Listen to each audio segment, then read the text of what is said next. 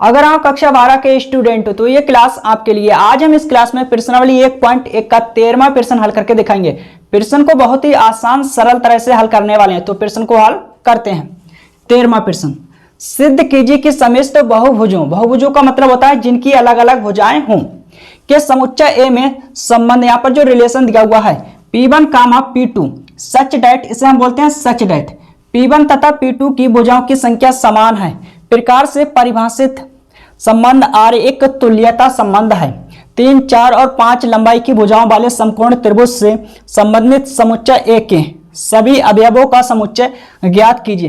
प्रश्न नंबर 13 में दो भाग हैं, ठीक है भाई। पहला भाग यहां से यहां तक है। पहले भाग में मेरे को यह सिद्ध करके देना है कि जो संबंध है एक तुल्यता संबंध है, और दूसरा भाग यहां से यहां तक है। ओके, तो हम सबसे पहले पहले भाग को हल करेंगे, उसके बाद ही दूसरे भाग को हल करेंगे।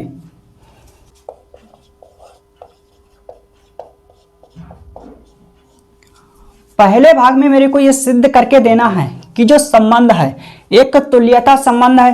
अब आपको यह भी पता होना चाहिए कि तुल्यता संबंध कब होता है। जब मैंने आपको प्रश्नावली 1.1 का, ठीक है, बेसिक पढ़ाया था, यानी प्रश्नावली 1.1 के नियम पढ़ाए थे, तो वहां पर A to Z जानकारी दी थी। अगर संबंध स्वीतुल्य हो, सम्मित हो और संक्रामक संबंध हो, यानी तीनों ही परिभाषाएं सत्य हो, तो जो संबंध होता है एक तुल्यता संबंध होता है। अब आपको यह भी पता होना चाहिए कि स्वीतुल्य, सम्मित और संक्रामक संबंध को चेक करने के लिए आपको एक समुच्चय पता होना चाहिए और संबंध पता होना चाहिए। तो जो प्रश्न में समुच्चय और संबंध दिया हुआ है, सबसे पहले उसे हम नोट करेंगे, उसके बाद ही एक एक करके चेक करेंगे। समुच्चय क्या है? ए, तो नोट करेंगे, लिखेंगे दिया है ए बराबर समस्त बहुभुजों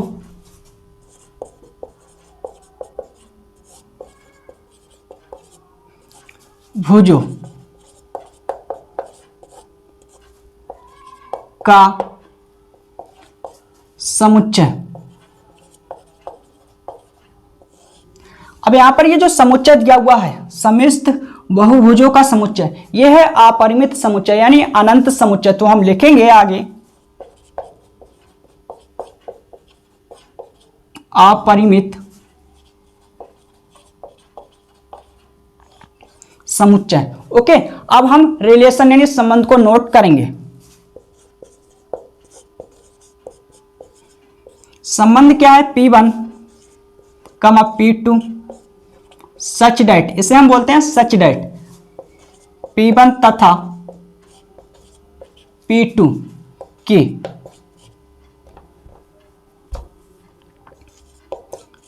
की भुजाओं की संख्या समान है। अब यहां पर जो संबंध दिया हुआ है ये रिलेशन अधूरा है, तो इसे हम पूर्ण रूप से पूरा करेंगे। तो आगे हम लिखेंगे जहां इस संबंध में ये युग्म बना जरूर है, लेकिन किन एलिमेंटों यानी अवयवों से मिलकर बना है? P1 P2 से। तो P1 P2 बिलोंग्स टू करेंगे समुच्चय से, तो हम लिखेंगे जहां P1, P2 बिलोंग्स टू समुच्चय ए। क्लियर? अब यहां पर जो संबंध है ये कंप्लीट है, ये पूरा है। अब हम एक एक करके चेक करेंगे स्वीतुल्य, सम्मित और संक्रामक संबंध के लिए। तो सबसे पहले हम चेक करेंगे स्वीतुल्य संबंध के लिए।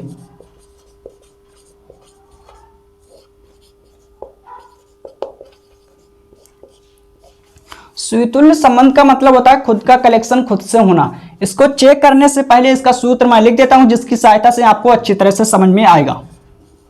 A belongs to R, for every A belongs to समुच्चय ए। तो ए के रूप में मैंने स्वीतुल्य संबंध का सूत्र लिख दिया है। स्वीतुल्य संबंध को चेक करने से पहले हम ये देखेंगे कि जो समुच्चय है वो परिमित समुच्चय है या अपरिमित समुच्चय। अपरिमित समुच्चय है तो हम R में दी गई शर्त से चेक करेंगे। शर्त क्या है? संबंध में P1 तथा P2 की भुजाओं की संख्या समान है। ओके, तो इस शर्त में हम P1 के स्थान पर P2 रखेंगे या P2 के स्थान पर P1 रखेंगे। तो हम सबसे पहले P2 के स्थान पर P1 रखेंगे, तो लिखेंगे P2 के स्थान पर P1। ओके, P2 के स्थान पर P1 रखने पर अब हम इस शर्त में P2 के स्थान पर P1 रखेंगे। तो P1 तथा मैंने कहा P2 के स्थान पर P1 रखने पर तो P1 इसके स्थान पर P2 के स्थान पर P1 रखेंगे कि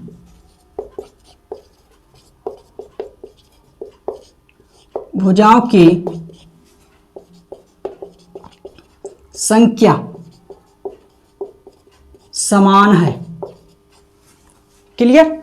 मैंने यहां पर लिखा P1 तथा P1 की भुजाओं की संख्या समान है। अब यहां पर जो शर्त है सत्य है। सत्य क्यों है? अगर हम आपसे कहें एक ही प्रकाशन की दो किताबें हैं यानी पुस्तकें हैं तो उनमें पेजों की तो संख्या समान होगी। तो यहां पर क्या है? P1 तथा P1 की भुजाओं की संख्या समान है। बिल्कुल ये शर्त सत्य है। तो इससे जो हम युग्म बनाएंगे वो बिलोंग्स टू करेगा R से। तो हम युग्म बनाएंगे P1 comma P1 belongs to R comma for every. अब हम सूत्र के अनुसार चलेंगे। फॉर एवरी इस युग्म का प्रत्येक एलिमेंट बिलोंग्स टू करेगा समुच्चय से। For every P1 belongs to समुच्चय A। क्लियर। अब हम क्या करेंगे? अब हम P1 के स्थान पर P2 रखेंगे।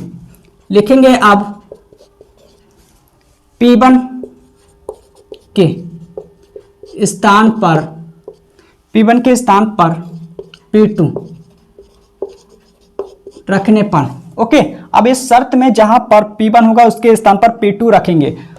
तो P2 तथा P2 की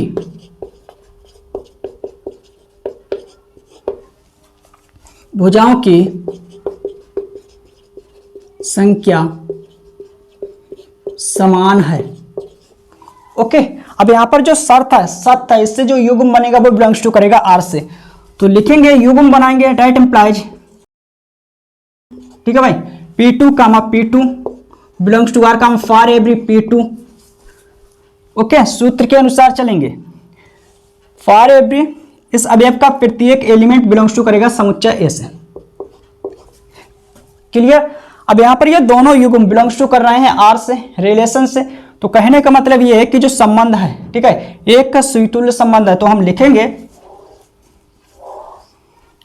दैट इंप्लाइज R एक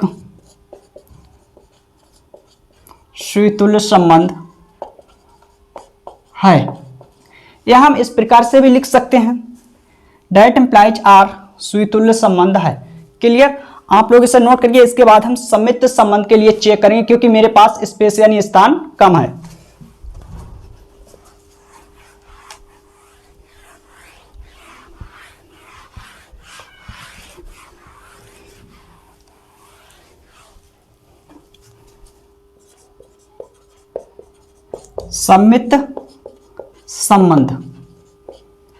सम्मिश्र संबंध का मतलब होता है खुद का उल्टा होना। इसको चेक करने से पहले इसका सूत्र मैं लिख देता हूं जिसके सहायता से आपको अच्छी तरह से समझ में आने वाला। तो इसका सूत्र मैं XY के रूप में लिख देता हूं। दैट इंप्लाइज जहां बिलोंग्स टू समुच्चय A। तो XY के रूप में मैंने इसका सूत्र लिख दिया। ओके। सम्मिश्र संबंध को चेक करने से पहले हम ये देखेंगे कि जो समुच्चय वो परिमित समुच्चय है अपरिमित समुच्चय।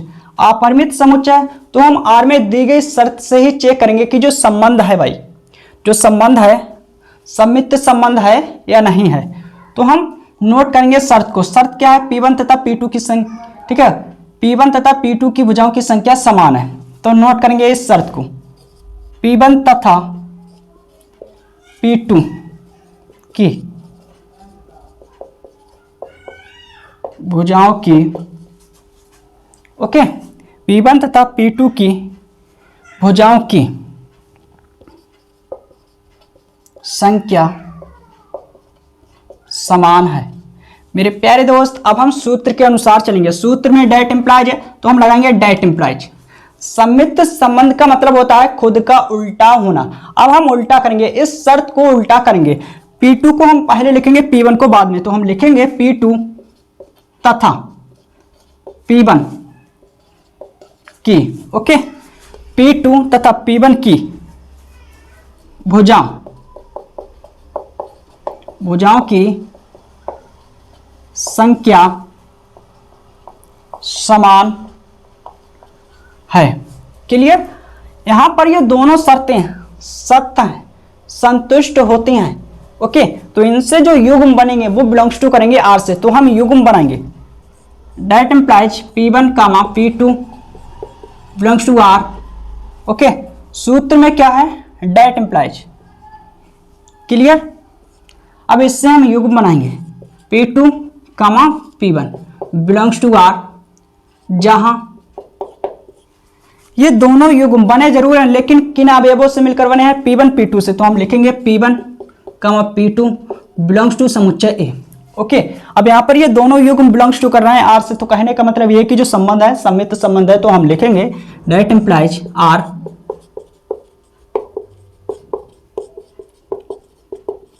सम्मित संबंध है। क्लियर। इसके बाद हम चेक करेंगे संक्रामक संबंध के लिए, तो आप लोग इसे नोट करिए।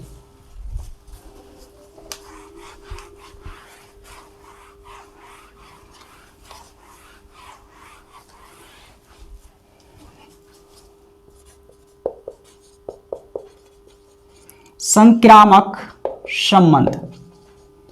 ओके, इसको चेक करने से पहले इसका सूत्र मैं लिख देता हूं।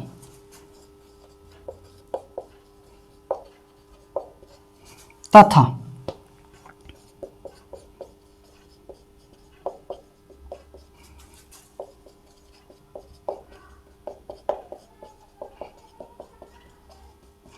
तो इसका सूत्र मैंने, ठीक है, ABC के रूप में लिख दिया। मेरे प्यारे दोस्त, इस सूत्र से क्लियर होता है यानी स्पष्ट होता है कि संक्रामक संबंध को डिफाइन यानी परिभाषित करने के लिए 3 एलिमेंटों यानी अवयवों की जरूरत पड़ती है, 1 2 3। लेकिन संबंध में केवल 2 एलिमेंट हैं, P1 P2। तो तीसरा एलिमेंट हम अपनी तरफ से मानेंगे यानी लेंगे। एनी पॉइंट आप कुछ भी नंबर ले सकते हो, तो हम P3 ले लेते हैं। P1 P2 दिया है, ठीक है, तो P3 हम अपनी तरफ से मानेंगे। ओके, अब हम चेक करेंगे संक्रामक संबंध को। इसको चेक करने से पहले हम ये देखेंगे जो समुच्चय है वो परिमित समुच्चय है या अपरिमित समुच्चय है। अपरिमित समुच्चय है तो हम संबंध में दी गई शर्त से ही चेक करेंगे। शर्त क्या है, इस शर्त को हम नोट करेंगे। P1 तथा P2 की भुजाओं की संख्या समान है। अब हम सूत्र के अनुसार चलेंगे। तथा संक्रामक संबंध का मतलब होता है दोस्त का दोस्त होना। P1 का दोस्त P2, P1 का दोस्त P2, तो P2 का दोस्त भी कोई ना कोई होगा यानी P2 से शुरू होने वाली शर्त। तो हम कह सकते हैं, यहां से कहेंगे P1 का दोस्त P2, तो हम कहेंगे कि P2 का दोस्त P3, तो हम शर्त बनाएंगे यानी P2 से शुरू होने वाली शर्त। तो लिखेंगे P2 तथा P3, P2 तथा P3 की भुजाओं की संख्या समान है। सूत्र में डायरेक्ट इंप्लाइज है तो डायरेक्ट इंप्लाइज। ओके, P1 का दोस्त P2, P2 का दोस्त P3, तो हम कह सकते हैं कि P1 का दोस्त P3। ओके, तो शर्त क्या बनेगी, P1 तथा P3 की भुजाओं की संख्या समान है, तो हम शर्त बनाएंगे। यानी यहां से कहने का मतलब ये कि P2 से P2 छूट जाएगा, तो P1 बचा P3 बचा, तो शर्त बनाएंगे P1 तथा P3 की भुजाओं की संख्या समान है। क्लियर। अब यहां पर ये तीनों शर्तें सत्य हैं, तो इनसे जो युग्म बनेंगे वो बिलोंग्स टू करेंगे आर से।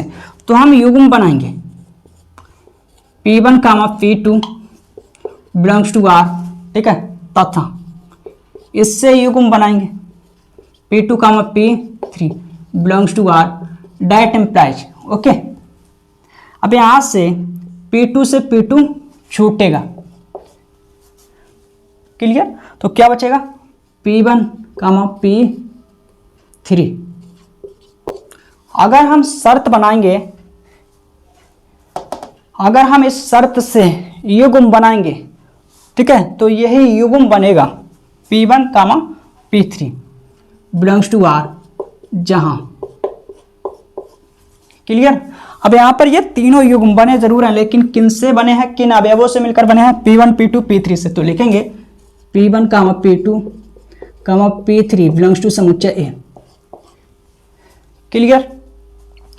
अब जो संबंध है, यहां पर तीनों युग्म बिलोंग्स टू कर रहे हैं आर से, तो जो संबंध है संक्रामक संबंध है, तो हम लिखेंगे डेट इंप्लाइज आर, ठीक है, संक्रामक संबंध है, क्लियर। अब यहां से स्पष्ट होता है कि जो संबंध है, रिलेशन सुतुल्य है, सम्मित है, संक्रामक भी है। तो इससे स्पष्ट होता है कि जो संबंध है एक तुल्यता संबंध है। तो हम लिखेंगे क्योंकि R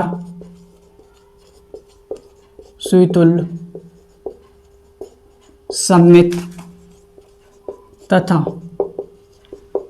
संक्रामक संबंध है, ठीक है भाई, सुतुल्य, सम्मित तथा संक्रामक संबंध है। तो लिखेंगे इसलिए R एक तुल्यता संबंध है। ओके, तो पहला भाग कंप्लीट हो गया, आप लोग इसे नोट करके, इसके बाद हम दूसरे भाग को हल करेंगे।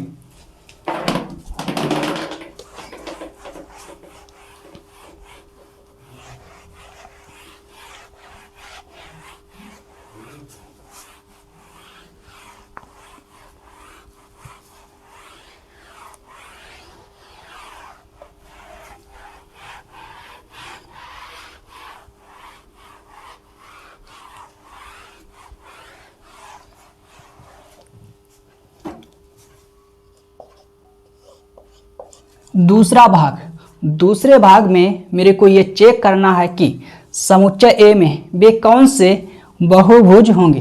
तो वे सभी बहुभुज होंगे जिनकी तीन भुजाएं हैं। ओके, यानी तीन भुजाएं वाले त्रिभुज।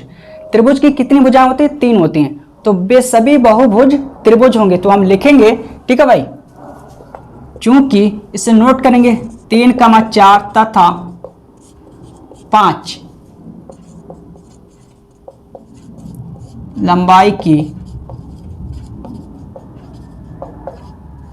भुजाओं वाले समकोण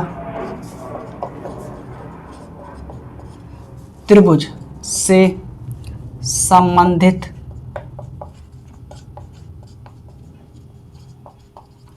समुच्चय ए में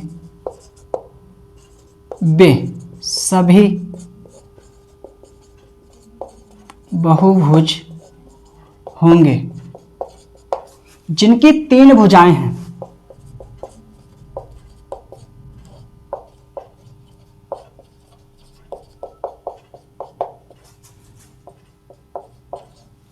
ठीक है, जिनकी तीन भुजाएं हैं, मैंने लिखा 3, 4 तथा 5 लंबाई की भुजाओं वाले समकोण त्रिभुज से संबंधित यानी रिलेटेड समुच्चय ए में वे सभी बहुभुज होंगे जिनकी तीन भुजाएं हैं। यह हम इस प्रकार से भी लिख सकते हैं, ठीक है, गणित में तीन भुजाएं हैं और तीन किसकी भुजाएं होती हैं? त्रिभुज की।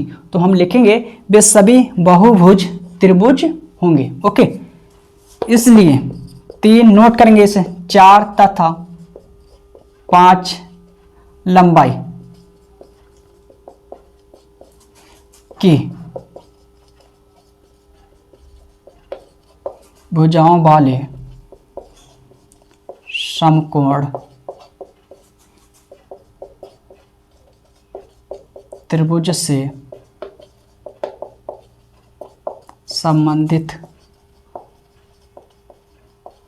समुच्चय ए में वे सभी